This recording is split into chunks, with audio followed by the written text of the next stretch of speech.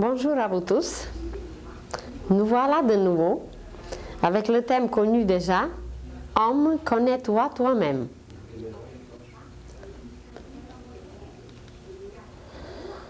Nous avons touché quelques sujets sur la vie intérieure de l'homme, sur sa constitution, sur certaines lois qui le régissent et auxquelles il ne peut pas se soustraire.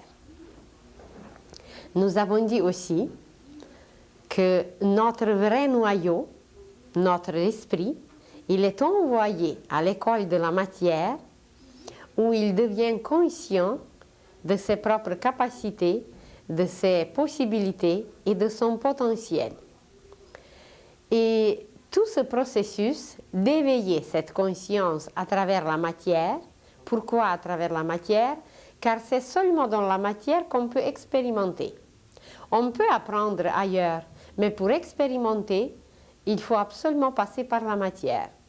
C'est comme si un architecte peut faire un plan parfait, un plan le plus merveilleux au monde, mais seulement en faisant la maison qu'il s'aperçoit où on peut améliorer ce plan, où il a manqué quelque chose, parce que, à part du plan qui était parfait, il y a les conditions atmosphériques, il y a le sol qui peut être plus solide, qui peut être moins solide, il y a les ouvriers qui travaillent, il y a une ambiance de travail. Alors il y a beaucoup de critères qui jouent et qui participent pour accomplir un plan. Donc pour réaliser, pour se rendre compte à quel point nos plans, notre potentiel, notre préparation était bonne, parfaite, il faut absolument passer par l'expérience à travers la matière où on peut modeler, façonner et réaliser. Un architecte qui veut bâtir en Égypte aura tout à fait d'autres conditions qu'un architecte au Canada, car là-bas, la terre est différente, les heures de travail sont différentes à cause de la chaleur, etc.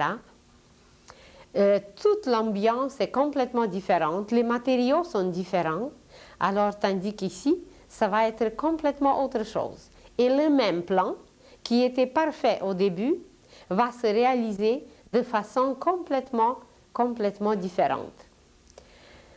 Et c'est ainsi aussi pour cette particule divine, qui est notre source, qui est notre propre noyau, et grâce à laquelle nous, dans notre conscience humaine, nous passons dans cette école de la matière. Et il y a un aspect que nous ne connaissons peut-être pas toujours et que nous oublions. Ce qui reste éternellement présent dans la matière, c'est le lien avec le monde divin. Ce lien avec le monde divin, même si nous ne pensons pas, même si nous sommes entièrement matérialistes, même si nous n'admettons pas l'existence de l'intelligence cosmique, des lois universelles, du Créateur, de cette source de lumière éternelle, même si nous ne les admettons pas, toutes ces choses sont présentes sans cesse, car pas une de nos respirations, pas un battement de cœur ne pourra se manifester si toutes ces forces ne seront pas là.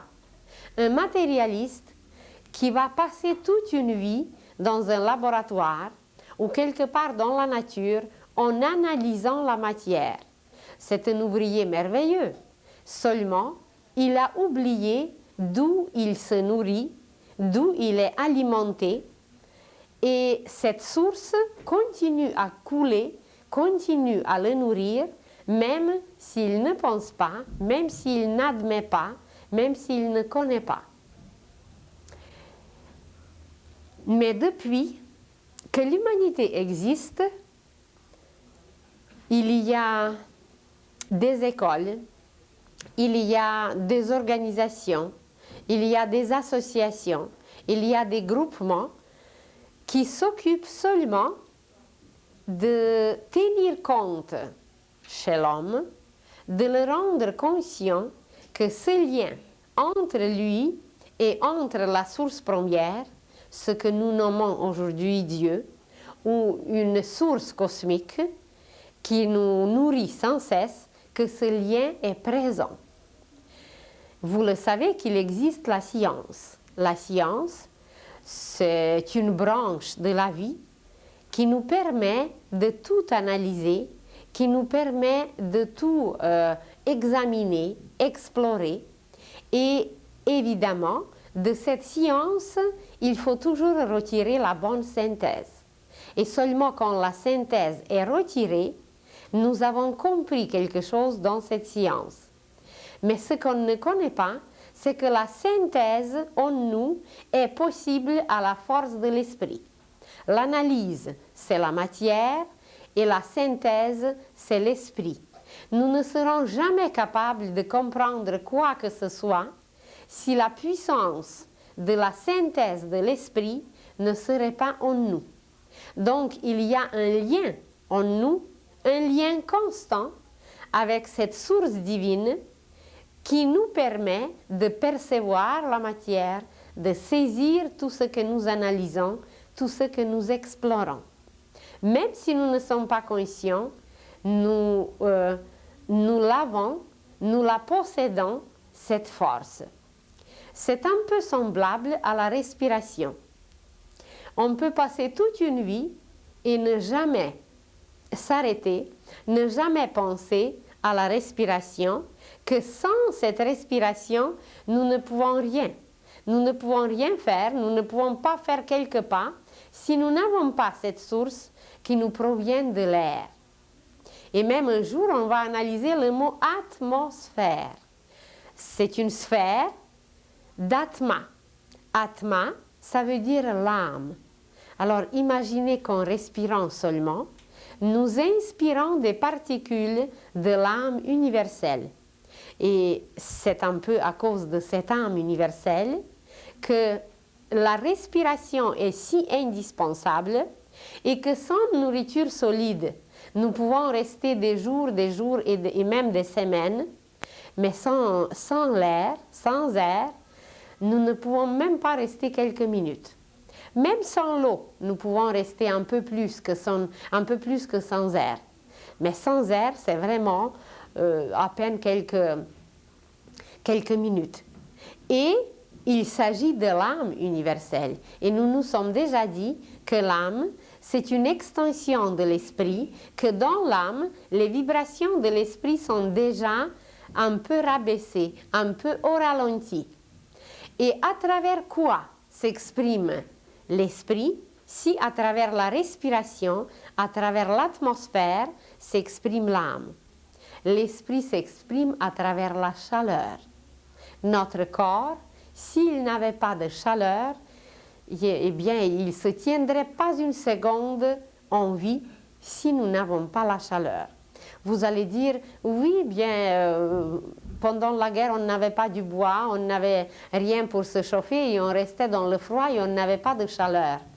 Mais il ne s'agit pas de cette chaleur extérieure. Il s'agit de la chaleur intérieure, de la chaleur du cœur. Et quand le cœur perd cette chaleur, c'est que tout simplement, il arrête de battre. Alors, encore plus haut que l'air, encore plus haut que la respiration, que le système respiratoire, se trouve justement cette puissance de l'esprit sans laquelle tout commence à se désagréger. Vous voyez un objet autour de vous, un objet qui commence à se désagréger, ça veut dire que la puissance de l'esprit se retire de lui. Une maison qui s'effondre, eh bien, c'est qu'il n'y a plus d'esprit. C'est une décomposition, c'est une désagrégation, c'est une décadence. Et toute décadence, eh bien, c'est que l'esprit se retire. Mais à travers les époques et les époques, à travers les cycles, à travers les civilisations et les cultures, il y avait des êtres spécialement envoyés sur la terre qui devaient entretenir cette chaleur de l'esprit, ce feu de l'esprit sur la terre pour toute l'humanité, pour qu'il ne se perde jamais. Si vous lisez la Bible, vous allez trouver un nom qui est mentionné quand vous lisez l'histoire d'Abraham. Que celui qui a révélé certaines choses à Abraham, c'était Melchizedek. Et alors, c'est cet être, Melchizedek, dont on ne connaissait pas les origines, qui n'est pas né ni d'un père, ni d'une mère, on ne sait pas d'où il venait. C'est cet être, Melchizedek, qui est le gardien du feu du Père, de l'Esprit sur la terre. Vous pouvez l'imaginer qu'il est un porteur de flambeau. Si vous avez étudié les Jeux olympiques, comment les Jeux olympiques se sont passés par exemple en Grèce, eh bien c'était des événements merveilleux, c'était des événements initiatiques, car premièrement ça exigeait une préparation extraordinaire, et puis on allait jusqu'à Olympe où habitaient les dieux, et les héros, ceux qui participaient aux Jeux, ce n'étaient pas des sportifs ordinaires, c'était des héros qui se préparaient très très longtemps pour gagner, pour devenir victorieux. Pour gagner quoi? Eh bien, pour gagner des qualités. Pour être victorieux de quoi? Des défauts. Alors, ces héros, ils arrivaient sur l'Olympe où ils allumaient le feu extérieurement, mais ils savaient qu'il existe un feu en eux et que c'est grâce à ce feu intérieur qu'on peut allumer un feu extérieur. Peut-être beaucoup de connaissances initiatiques se sont perdues et aujourd'hui, les Jeux olympiques nous paraissent tout simplement comme un divertissement. Évidemment, pour les sportifs, c'est du travail, c'est la préparation. Mais en réalité, toute l'humanité passe par les Jeux olympiques et tous nous montons, nous montons sur une montagne où un jour nous serons capables d'allumer un feu extérieur grâce à notre feu intérieur. Et alors le gardien de ce feu divin sur la terre, celui qui porte le flambeau de la vérité divine sur la terre, il s'appelle Melchizedek, il est encore parmi nous, il est l'initiateur de l'humanité, il est le maître des maîtres et c'est lui qui s'occupe de l'humanité pour l'instruire, pour envoyer les instructeurs, les vrais professeurs, les vrais pédagogues. Évidemment, souvent, ils ne sont pas visibles. Et le mot qui nous relie, qui veut dire relier, le mot même qui veut dire relier, c'est le mot religion. Ça provient du mot latin religare, religion, religare, qui veut dire relier. Alors, ces êtres qui étaient toujours envoyés sur la terre pour entretenir le feu de l'esprit, ce sont ces êtres qui gardaient le lien, qui reliaient l'humanité avec le monde divin. Et comment ils reliaient l'humanité avec le monde divin? Auparavant, tout au début de l'éveil de notre conscience, nous avons gardé un lien intérieur, un lien tout à fait naturel qui existait en nous, et c'était le lien avec Dieu. Il s'exprimait comme le lien avec la nature, avec les esprits de la nature. L'homme qui était un enfant de la nature, qui vivait dans la forêt, auprès des rivières, qui vivait tout simplement dans la nature, l'homme, par sa perception intérieure, il gardait ce lien avec d'autres êtres qui travaillaient partout dans la nature. Il y avait les esprits de la forêt, il y avait les esprits des rivières, les esprits des arbres, les esprits des plantes, les esprits de l'air, les esprits du feu. Si vous suivez un peu la littérature d'aujourd'hui, il y a de très beaux livres sur les gnomes. Les gnomes, ce sont petites créatures qui s'occupent de la terre. Ce sont les petites créatures qui s'occupent bien des légumes, des fruits, qui s'occupent des racines, qui s'occupent de tout ce qui existe dans la terre, des pierres précieuses, des métaux. Alors l'homme gardait le contact avec ces êtres. Ensuite, dans les rivières vivaient des nymphes, des sirènes, des ondines, et l'homme communiquait aussi avec ces petites merveilleuses créatures. Dans l'air vivent les sylphes ou les elfes, et dans le feu vivent les salamandres. Il existe aujourd'hui déjà des livres, car beaucoup de clairvoyants perçoivent ces êtres, ils font même les dessins, et ces dessins sont d'une splendeur inimaginable. Et voilà, on peut se renseigner grâce à la vision de ces clairvoyants. Alors l'homme, jadis, grâce à ce contact intérieur, en s'approchant par exemple d'une rivière, sans mettre le pied dans l'eau, il savait quelle était cette eau, si elle était froide ou tiède ou chaude. Il entendait même la musique intérieure de cette rivière, car il communiquait avec ses esprits, il était complètement relié avec la vie intérieure de tout ce qui l'entourait. En s'approchant d'un arbre, non seulement il savait si son écorce était lisse ou rugueuse, mais il percevait aussi la vie intérieure de l'arbre, comment la sève circulait, comment la vie battait dans cet arbre. Il était lié au cœur des choses. Mais à cause que l'homme a développé de plus en plus ses 5 sens, sa conscience s'est extériorisée et il a perdu, bien, peut-être pas tout à fait perdu, mais il a commencé à utiliser de moins en moins cette perception intérieure. Elle est restée effacée, elle est restée un peu rouillée. Et il utilisait seulement ses 5 sens extérieurement. Mais pour garder ce lien intérieur, le monde invisible, les êtres qui s'occupent de nous, bien surtout Melchizedek, il envoyait sur la terre des êtres spécialement préparés, des instructeurs, des pédagogues, des guides, pour guider l'humanité et de ne jamais perdre ce lien intérieur avec l'esprit.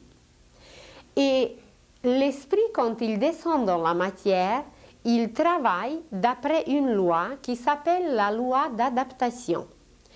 Imaginez le marathon, où il y a une quarantaine d'hommes qui courent pour gagner le premier prix. Et alors, de cette quarantaine d'hommes, il y a un seul qui va gagner le premier prix, tandis que les autres, ils vont arriver aux heures, aux minutes très très différentes, ils vont arriver au but. Ça veut dire que chacun suit son rythme. Et ça, c'est juste 40 hommes. Mais imaginez 4 milliards.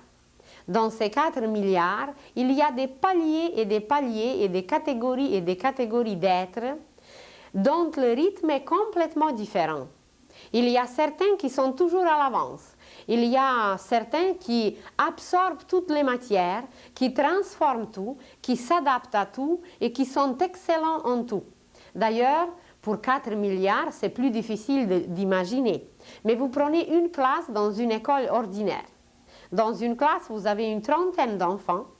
Et parmi ces 30 enfants, il y aura 2 excellents qui n'auront jamais aucune difficulté, qui iront même visiter d'autres écoles, qu'on va les présenter comme les meilleurs de l'école. Il n'y aura jamais aucune ennui, aucune difficulté avec eux. Toutes les matières seront absorbées, assimilées à la perfection. Après ces 2 excellents, vous prenez la masse, 25.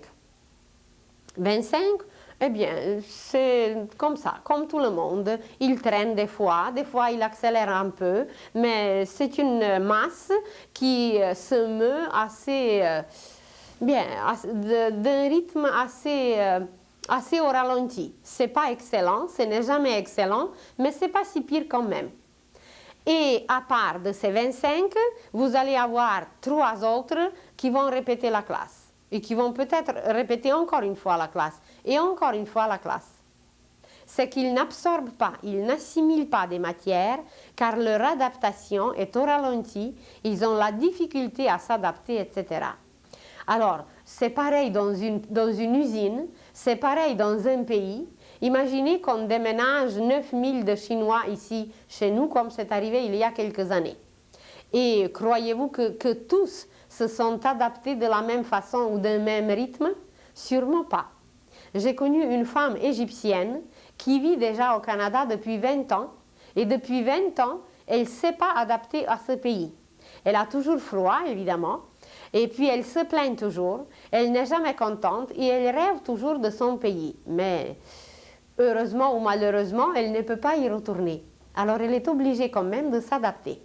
Alors seulement dans notre monde tout ordinaire, tout matériel, tout physique, on peut trouver des centaines et des milliers d'exemples comment nous nous adaptons d'un rythme complètement différent, que chacun de nous a un rythme différent. Mais quand même, si le nombre d'humains sur la Terre est très grand, parmi ces 4 milliards, on pourrait trouver certains groupes qui marchent d'après un rythme semblable. Et c'est ainsi qu'au début des débuts, quand l'homme est devenu conscient de lui-même, de la nature qui l'entourait, pour garder ce lien dont je vous parle, pour garder ce lien avec son propre esprit, pour garder ce lien avec le monde divin en lui, pour garder ce lien avec la source de la lumière et de la chaleur. C'était surtout ce lien qui est indispensable, parce que si l'homme commence à perdre cette source, c'est comme si vous débranchez un fil du courant. Le courant existe, le courant est là, mais l'appareil n'est pas alimenté par cette source, l'appareil ne peut pas fonctionner.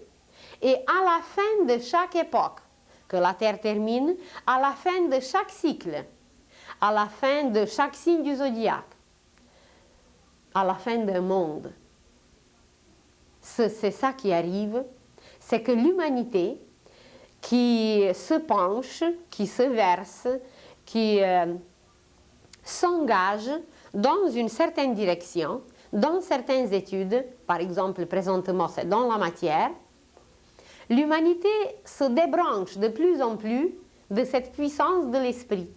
Et c'est ça qui provoque les décadences, les déclins et les morts des civilisations. Et quand nous n'allons plus jamais nous débrancher, nous retirer, oublier cette puissance de l'esprit, nous allons devenir immortels.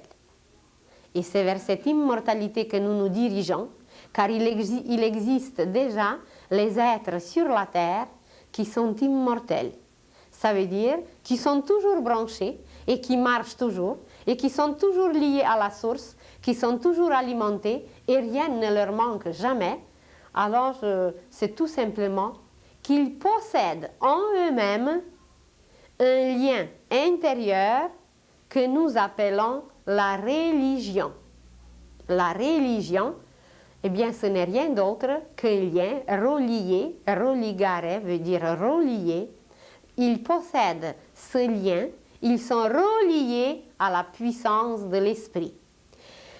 Nos religions que nous avons sont extérieures et leur but était de garder ce lien, de garder dans notre conscience ce lien avec les puissances de l'esprit, avec Dieu, avec Créateur, avec les lois universelles. Vous pouvez trouver des milliers de termes, mais c'est toujours avec cette source divine de garder le lien. Mais à part d'une religion extérieure, nous avons constamment intérieurement ce lien, et quand nous lâchons ce lien, quand nous nous débranchons, eh bien c'est là que la mort arrive, c'est là que nous ne sommes pas encore dans l'immortalité. Mais toute l'humanité se dirige présentement vers l'immortalité. Alors, comment les religions extérieures ont apparu?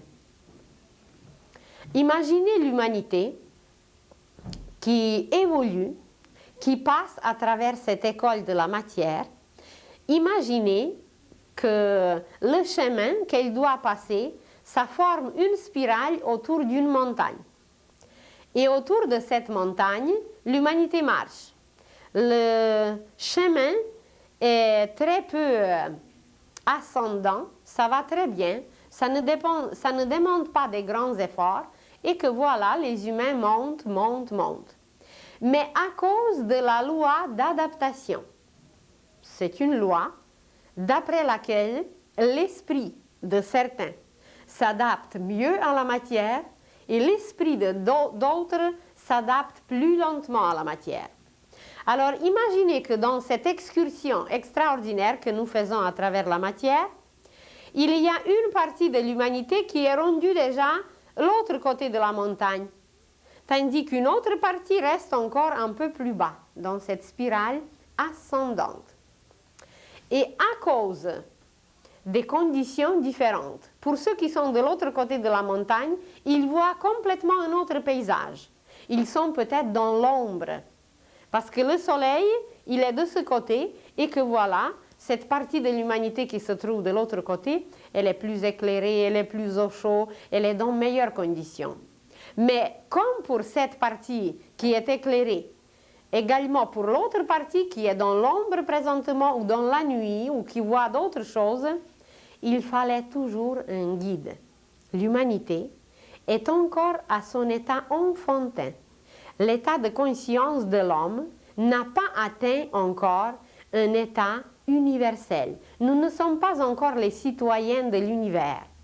Et à cause de ça, comme pour un enfant, vous ne le laissez même pas traverser la rue seul, alors l'humanité recevait ses guides.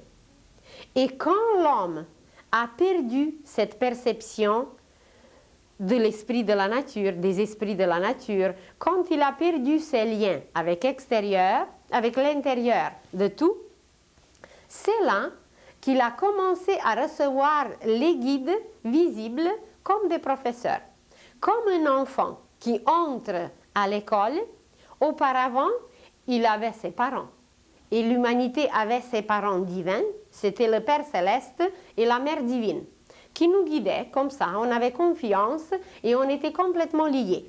Mais quand on a vraiment commencé à aller à l'école de la matière, on a reçu les professeurs. Et selon le rythme d'adaptation, une partie de l'humanité qui était quelque part aux Indes, qui était quelque part loin, eh bien, ils ont reçu Bouddha. Une autre partie de l'humanité qui suivait un autre rythme, qui était de l'autre côté de la montagne, qui avait une nourriture un peu plus différente, qui avait les conditions différentes, qui avait un rythme différent, ils ont reçu Mohamed. Une autre partie de l'humanité, à une autre époque évidemment, à cause de ce rythme différent, ils ont reçu Tao. Une autre partie de l'humanité, encore plus tard, quelque part, ils ont reçu le Christ. Et alors, ça a donné ces guides qui sont venus pour une partie de l'humanité, évidemment aux époques différentes, selon le placement, selon la nécessité, sur cette montagne ascendante où il y a une spirale et où tout le monde se dirige vers le sommet. Alors, l'humanité reçoit ses guides à chaque époque où la nécessité se montre. Et ces guides étaient les fondateurs de ce que nous appelons aujourd'hui les religions. Ça veut dire leur tâche, et la tâche de la religion, c'était de relier la masse, un tel peuple ou une telle partie de l'humanité, de les relier à l'Esprit divin, de ne jamais les laisser sans ce lien, parce que sans ce lien, tout périclite. Il n'y a plus de chaleur et c'est la loi de la désagrégation qui s'installe. Donc, l'existence des religions est devenue nécessaire quand l'homme a perdu intérieurement, quand il a oublié plutôt intérieurement un lien intérieur qu'il avait avec l'Esprit de Dieu, qu'il avait avec Dieu, il l'a oublié parce qu'il a commencé à extérioriser sa conscience, à utiliser ses 5 sens, et que voilà, pour qu'il ne se sente pas perdu, pour qu'il ne se sente pas isolé, pour qu'il ne se sente pas dans l'obscurité, il recevait les porteurs du flambeau divin, et ces porteurs du flambeau divin, c'étaient les fondateurs des religions. Et puis, vous allez tout de suite poser la question, mais quelle est la meilleure? Toutes sont bonnes. Il n'y a pas une telle meilleure ou une telle meilleure. Toutes étaient bonnes et toutes sont bonnes jusqu'à présent parce que elles devaient apporter ce lien, elles devaient garder ce lien entre l'homme et entre l'Esprit divin, ce lien constant. Et celui qui était derrière les coulisses, qui était le transmetteur de ce flambeau, c'était Melchizedek, et il reste jusqu'à aujourd'hui. Et tous ceux qui survivront cette époque, qui survivront les bouleversements présentement sur la terre, ils le verront. Car le Christ va se manifester intérieurement en nous, et Melchizedek va se manifester extérieurement. Ça a été prédit depuis très longtemps, je ne vous apprends rien de nouveau, mais lui qui était le vrai fondateur de toutes les religions, en envoyant toujours un être dans une telle partie du monde, un autre être dans une autre partie du monde, alors c'est lui qui se manifestera présentement. Lui, pour nous donner une toute petite idée, c'est le représentant du Père sur la terre. Et le Christ, c'est le Fils. Et il y aura une troisième manifestation bientôt, c'est le Saint-Esprit, qui a déjà d'ailleurs commencé à travers les apôtres de Jésus. Alors, c'est quoi donc religion? Religion, c'est un lien indispensable avec Dieu, avec l'Esprit divin, car quand on perd ce lien, quand on perd ce fil, quand on se débranche de ce lien, c'est qu'on entre dans la loi de la désagrégation et toutes les difficultés qui apparaissent sont dues que ce lien se perd, que ce lien s'effrite, et quand ce lien s'effrite, c'est que nous n'avons plus un conseiller intérieur, car cette chaleur de l'esprit intérieur, ce lien avec la puissance divine, avec cette source omnipuissante, omniprésente et omnisciente, cette source ne peut plus nous conseiller. Et toutes les difficultés de l'humanité d'aujourd'hui sont dues qu'elle perde le lien avec cette puissance divine en elle. Et puis extérieurement, on ne peut pas nous conseiller grand-chose. Il faut toujours trouver des solutions à l'intérieur. Ce n'est pas tellement des solutions, c'est plutôt une puissance, une force qui nous permet de traverser tout, qui nous rend héros. Et les héros qui ont toujours existé, ils vont apparaître très bientôt sur la terre. Ce n'est pas nécessairement ceux qui gagnent les premiers prix aux Jeux olympiques, mais il y aura des vrais héros, des porteurs du flambeau divin sur la terre pour réallumer cette puissance divine, ce feu de l'esprit qui s'effrite et qui s'éteint aujourd'hui chez les humains. Et puis c'est un peu normal parce que nous passons la fin de plusieurs cycles. La Terre termine plusieurs horloges à la fois et ça renforce davantage cet effritement, cette isolation. Chaque fois quand un être se sent isolé, quand il ne se sent pas aimé, c'est qu'il s'est débranché de sa propre force divine, il s'est débranché et évidemment qu'il est isolé. Et même s'il est entouré d'une foule qui va lui crier qu'on l'aime, il ne peut pas croire parce que c'est intérieurement qu'il n'a pas sa religion, qu'il est délié, au lieu d'être relié, il est délié et évidemment qu'il est isolé, il est dans la solitude et il meurt. Il meurt. Ce n'est pas seulement la mort physique qui existe et qui prouve la mort, parce que quelqu'un qui perd son corps physique, vous le savez, qu'il ne meurt pas, il se libère. Mais la vraie mort, c'est quand on se coupe complètement de cet esprit et quand on devient un destructeur, un matérialiste destructeur qui ne respecte aucune loi divine. Et si nous sommes les bons témoins de ce qui se passe sur la terre aujourd'hui, eh bien c'est ça. C'est qu'on ne respecte plus aucune loi divine, donc on a perdu la religion intérieure. Oui, l'appartenance extérieure à une religion, c'est bon. C'est notre tradition, c'est notre lien avec la famille, c'est notre lien avec notre peuple, avec notre pays. C'est très bien. Il y a certaines cérémonies à faire, il y a certaines fêtes à fêter, mais ce n'est pas tellement cette appartenance extérieure qui est importante, c'est l'appartenance intérieure.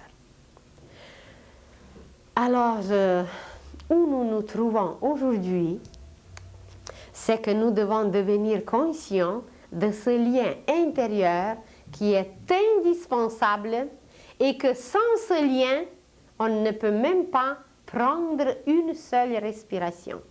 Vous allez dire, oui, je connais quelqu'un, c'est un matérialiste acharné et il vit bien, il est en bonne santé et tout est correct. Je vous crois et c'est très vrai. Mais c'est pour l'instant. Il faut revenir dans sa prochaine vie et voir qu'est-ce qu'il va devenir dans sa prochaine vie. Là, ça serait intéressant de voir qu'est-ce que ce manque d'aliments le plus puissant va provoquer en lui. Il va devenir un être en désagrégation. Ça va être pénible de le regarder parce qu'il n'est pas alimenté aujourd'hui. Même s'il est encore en vie et en bonne santé, c'est grâce à ce qu'il a fait jadis, dans d'autres vies, que ça lui permet encore aujourd'hui à respirer. Autrement, il ne pourrait pas parce que dans sa conscience, il est coupé de cette force divine, il est délié et voilà, les résultats seront déplorables parce qu'aujourd'hui, il sème, semer comme un cultivateur, il sème sur son propre terrain des choses destructives. Et évidemment, les résultats, c'est lui qui les récoltera. Donc, la religion,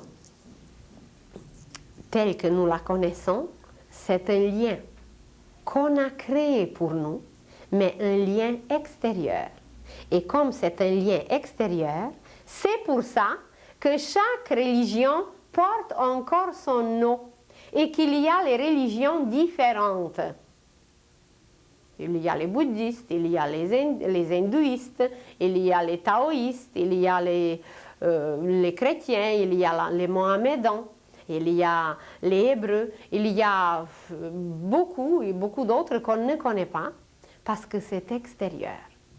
Et intérieurement, il n'existe qu'une seule religion qui est universelle. Et d'ailleurs, la tâche du christianisme, c'était de nous amener à la religion universelle. Et elle va être installée très bientôt sur la terre. Nous serons tous des êtres d'une seule religion. Comment elle va s'appeler, on ne sait pas encore peut-être. Mais nous serons tous des êtres qui ont retrouvé en eux ce lien avec la puissance divine, avec l'Esprit de Dieu, et que voilà, religare, ça veut dire religion intérieure, va nous alimenter sans cesse et ça va nous permettre de devenir les êtres immortels. Mais ce qui est le plus intéressant pour nous, c'est évidemment le christianisme, parce que nous sommes tous, ou presque, les chrétiens, et c'est une des religions la plus nouvelle. Alors, qu'est-ce qu'il y a de particulier à travers cette religion? Comme elle est une des plus nouvelles, premièrement, Et comme c'est une religion qui est, même si elle vient de Proche-Orient, mais elle est la plus proche de nous. Évidemment, elle s'est déplacée jusqu'en Occident, et c'était une religion pour les Occidentaux. Et nous allons voir un arbre avec des racines, un arbre avec un tronc et un arbre avec des branches. Et alors, les racines sur cet arbre représentent les courants pré-christiques. Ça veut dire que toutes les religions qui nous reliaient à la puissance de l'esprit étaient alimentées par les courants pré-christiques. Ces religions nous préparaient à l'incarnation du Christ, de Fils de Dieu. Et l'homme, à travers toutes ces religions, l'homme est une créature, il n'est pas encore conscient qu'il va devenir créateur, il est une créature et il est instruit de l'extérieur.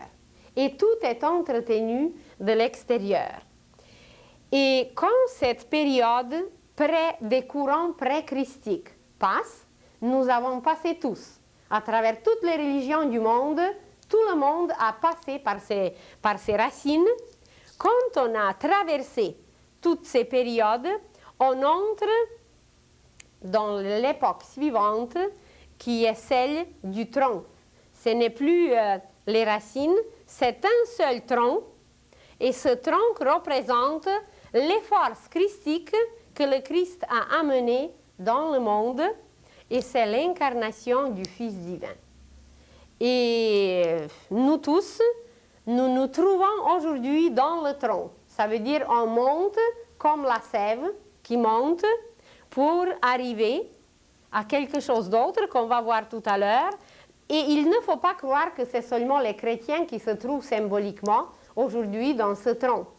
Tous les êtres qui ont compris ce lien intérieur, tous les êtres qui ont compris qu'il faut alimenter notre propre cime, tous ces êtres qui se dirigent vers la lumière divine, ils sont nourris par les forces christiques, car les forces christiques se trouvent partout dans le monde.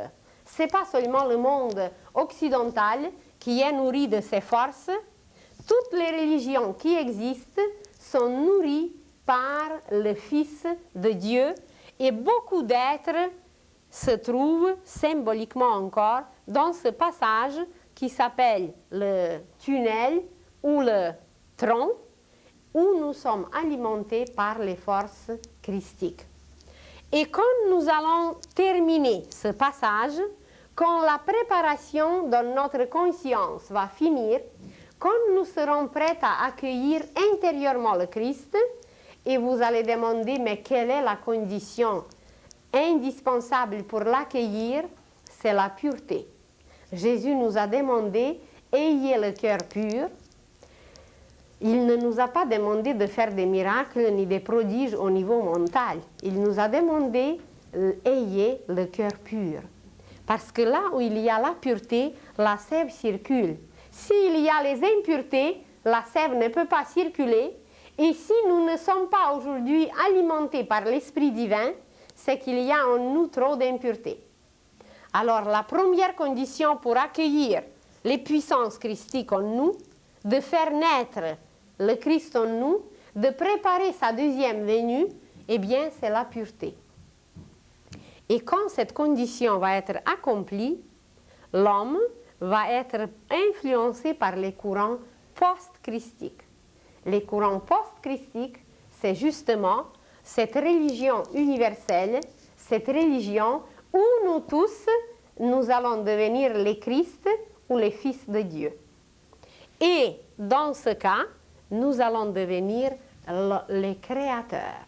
L'homme, qui était créature dans ses racines, il va se transformer en l'homme créateur. Et qu'est-ce que la cime apporte? Eh bien, avant tout, la cime a ses feuilles.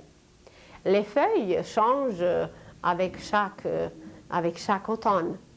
Il y a aussi des fleurs mais ce qui nous intéresse le plus, c'est les fruits. Alors l'homme jusqu'à présent, c'est une créature dans l'univers qui n'est pas capable d'apporter ses propres fruits, ses vertus, ses qualités, ses capacités. Il ne peut pas les offrir à l'univers comme un enfant ne peut pas enrichir sa famille. Il l'enrichit évidemment par sa présence, il l'enrichit par la joie qu'il donne, mais il ne participe pas encore à la vie de la famille parce qu'il est trop petit. Alors nous, les enfants de l'univers, nous ne participons pas encore à la vie collective, fraternelle, angélique de l'univers parce que nous sommes encore trop petits. Ça ne veut pas dire qu'on n'a pas les capacités, la possibilité, mais il faut apprendre, il faut s'éclairer et il faut arriver à une maturité où nous serons capables non seulement faire pousser les feuilles sur notre propre cime, non seulement faire fleurir notre cime, mais surtout faire mûrir des fruits et les offrir à l'univers entier. Et c'est seulement les courants post-christiques qui pourront nourrir nos propres fruits et qui nous permettront de participer dans cette vie universelle et qui installeront en nous cette religion universelle où nous nous sentirons tous des fils de Dieu. Donc, on peut être un peu fier, mais pas plus que ça, que nous appartenons à une religion qui est relativement jeune et à une religion qui a apporté des courants spéciaux dans le monde entier et que c'est ces courants qui nous préparent pour accueillir le Christ intérieurement, pour le faire naître en nous, ce qui est appelé, ce qui nous a été dit sous le nom de sa deuxième venue. Autrement, cette deuxième venue du Christ s'appelle aussi la deuxième naissance. La première naissance, c'est quand nous étions nés pour la première fois dans la matière, il y a 250 milliards d'années. Et depuis, on a travaillé, on a préparé nos corps pour qu'ils soient dignes d'acquérir cette puissance divine, cette lumière divine qui est son Fils ou autrement le principe de l'amour. Alors le Christ, c'est le principe de l'amour dans l'univers et c'est cet amour qui est une force procréatrice, une force créatrice que nous devons accueillir. Il ne s'agit pas d'un personnage, ce n'est pas un personnage le Christ, c'est un principe, c'est une puissance qui va couler à travers nous, qui va luire, qui va jaillir de nous et qui va nous permettre de devenir les créateurs dans l'univers. On peut regarder le Christ comme personnage, mais seulement dans un seul aspect, d'un seul point de vue. Alors, sur l'autre arbre, nous avons vu que les courants christiques, l'incarnation du Christ dans la matière, c'était le tronc. Et si nous allons analyser ce tronc, sur ce tronc, nous allons trouver 3 degrés ou 3 rythmes différents, 3 degrés tout simplement. Et c'est seulement sur le premier degré que nous pouvons relier le Christ à un personnage. C'est là où il s'est manifesté à travers Jésus. Alors, le Christ comme homme, ça veut dire Jésus-Christ, c'est le Christ historique. Quand il s'est incarné en Jésus, alors, vous le savez très bien que ce n'est pas arrivé immédiatement, qu'à l'âge de 12 ans, Jésus a été amené, on ne sait pas encore où, mais ceux qui peuvent voir dans les archives cosmiques, on le sait que Jésus a été amené à l'école de Melchizedek. Et c'est à l'école de Melchizedek qu'il a passé 18 ans, qu'il a été préparé pour accomplir sa mission. Et seulement en revenant de là, il a été baptisé dans le Jourdain. Et c'est seulement pendant son baptême que voilà, il reçoit cette puissance extraordinaire, il devient le Christ, il devient le Fils, il devient le Fils de Dieu. Et c'est en ce moment qu'à travers Jésus se présente un autre aspect du Christ qui représente l'âme universelle, qui représente l'âme du Christ. Alors le Christ comme âme qui se manifeste à travers le soleil s'est incarné en Jésus à l'époque de sa 30e année, à l'époque quand il était préparé, et on l'appelle le Christ mythique. Il y a une matière que nous ne connaissons presque pas, c'est les mythes. Et les mythes, c'est toute une matière initiatique qui nous découvre une partie de notre histoire, mais nous ne sommes pas prêts encore pour les mythes. Dans toutes les civilisations, à travers toutes les époques, les plus bons mythes de la Terre ont existé, avec les héros dont on n'a aucune idée. Et vous le voyez aujourd'hui, comment surtout la jeunesse manque cette connaissance des mythes, car à travers les mythes, elle peut trouver des exemples à suivre, elle peut trouver un idéal qui va la relier justement à la puissance christique, à l'esprit divin, et qui va la sauver des suicides, des drogues et de la perdition. Et les mythes seront enseignés dans nos écoles futures parce que c'est une matière extrêmement riche, c'est la poésie de la terre, c'est la poésie de l'humanité, c'est les héros les plus victorieux et les plus superbes qui expriment notre vraie histoire. Alors, le Christ mythique, le Christ âme, c'est le Christ soleil.